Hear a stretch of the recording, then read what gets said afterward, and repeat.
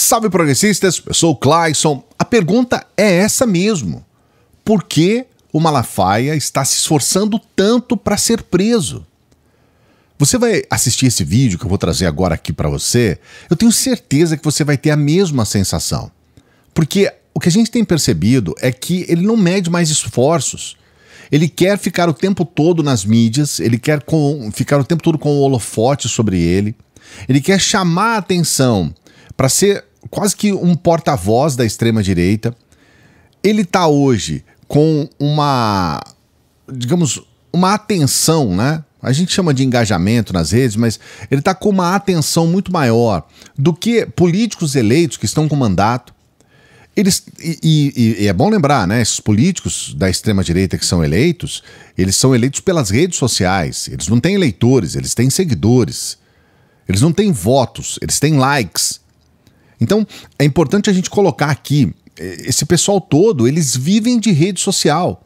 E agora o Malafaia está ocupando essas redes sociais, sempre com falas infelizes, criminosas, de discurso de ódio, de afetação, falas que mostram um sujeito completamente descontrolado aos berros. E esse vídeo de hoje, ele é gravado dentro de um evento que deveria ser uma marcha para Jesus. Olha o nome, Marcha para Jesus. Nunca foi mais Marcha para Jesus desde o início do bolsonarismo. É uma marcha para o extremismo, é uma marcha para a extrema-direita, é uma marcha para o bolsonarismo, uma marcha para Bolsonaro. É um evento, é uma micareta extremista. Eles tomaram aquilo que deveria ser uma união. No começo, a Marcha para Jesus reunia pessoas evangélicas, principalmente do país todo, de todas as denominações evangélicas. E hoje não é mais isso. Ainda reúne evangélicos, mas os evangélicos vão lá para ouvir não a palavra de Deus, de um pastor falando sobre Jesus ou qualquer coisa assim, ou sobre Bíblia. Eles vão lá para ouvir um discurso político, é um palanque. E, sinceramente, a gente sabe que muitas coisas podem acontecer, né? O Malafaia pode, inclusive, se colocar como um candidato e, se colocar, vai ser eleito, né? Não sei se seria eleito um presidente, mas senador, deputado, qualquer cargo que ele quiser se candidatar, ele se candidata. Eu só não sei se seria um governador, um presidente ou coisa assim. Mas o ponto que eu quero trazer aqui para você é essa indignação. Se você não viu o vídeo anterior que eu falei sobre o Malafaia, por favor, veja esse vídeo, né? Vou deixar aqui para você o card, porque nesse vídeo eu explico do ponto de vista técnico o que é, explico mais uma vez o que é essa teologia do domínio ou dominionismo. Então, ali nós temos uma estratégia e o Malafaia está à frente dessa teologia do domínio no país.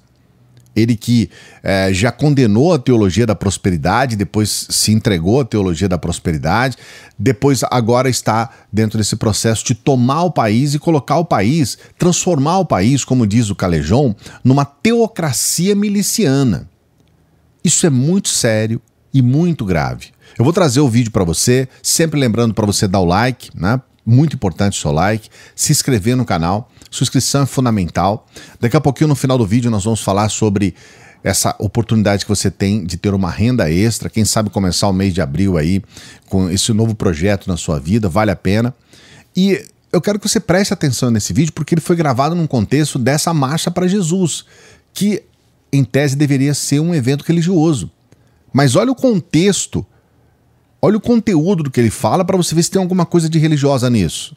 Um discurso dentro de uma marcha para Jesus, algumas pessoas já viram esse discurso, que ele simplesmente pede a prisão do Alexandre de Moraes e dizendo que o próprio Deus ele tem uma profecia. Veja você, eu tenho uma profecia, a própria Bíblia fala sobre falsos profetas, eu tenho uma profecia de que vai acontecer isso com Alexandre de Moraes.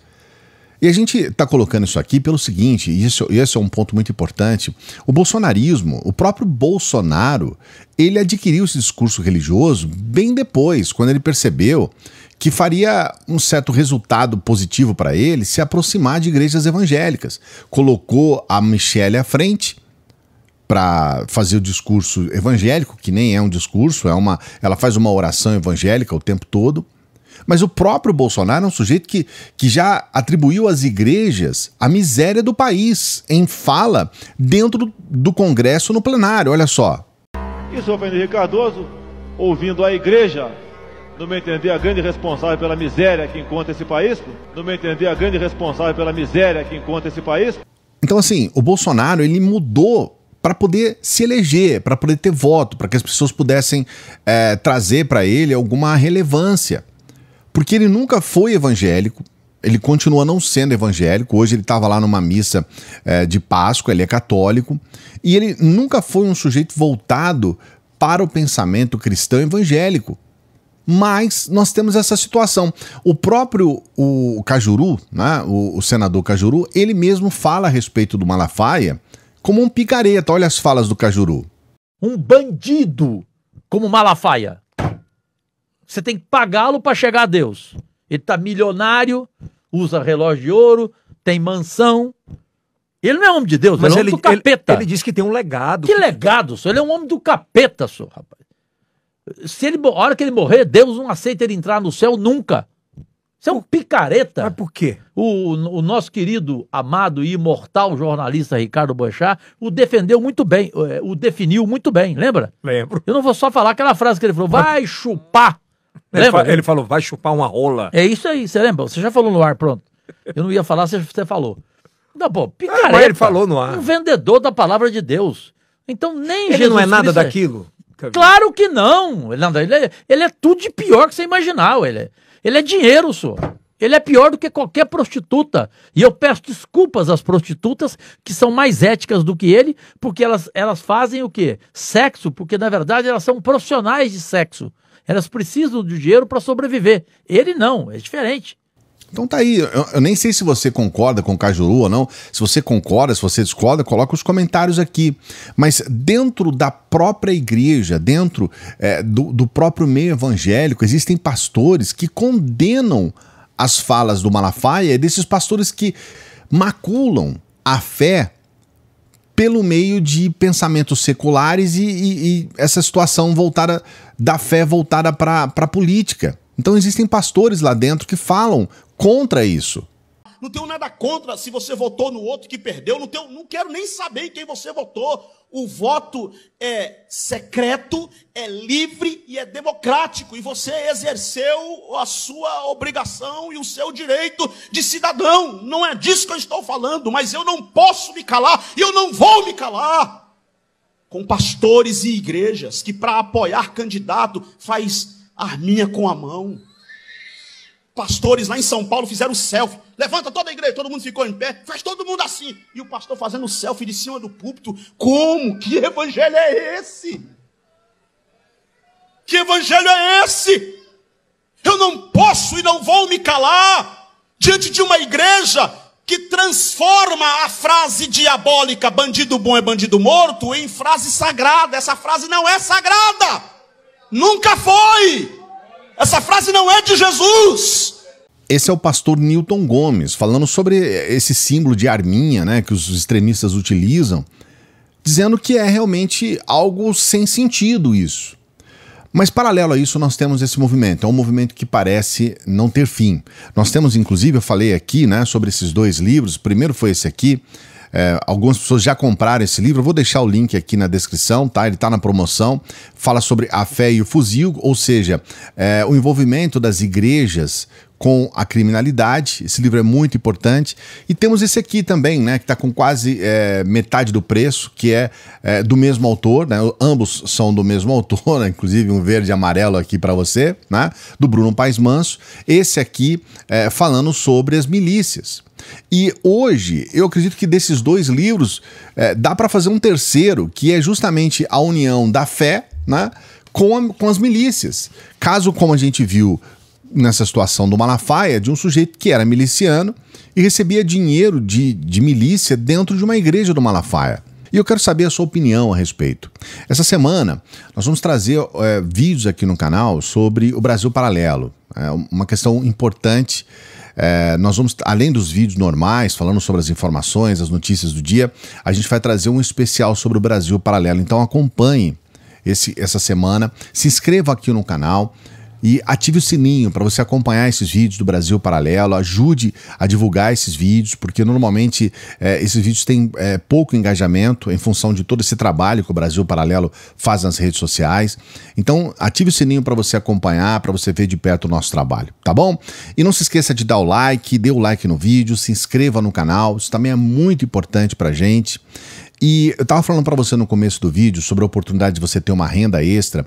Quem sabe você pode começar o mês de abril já com uma nova proposta de trabalho, já com uma nova forma de ter esse dinheirinho a mais aí para você fazer uma compra especial que você queira, para você ajudar um familiar ou alguém querido.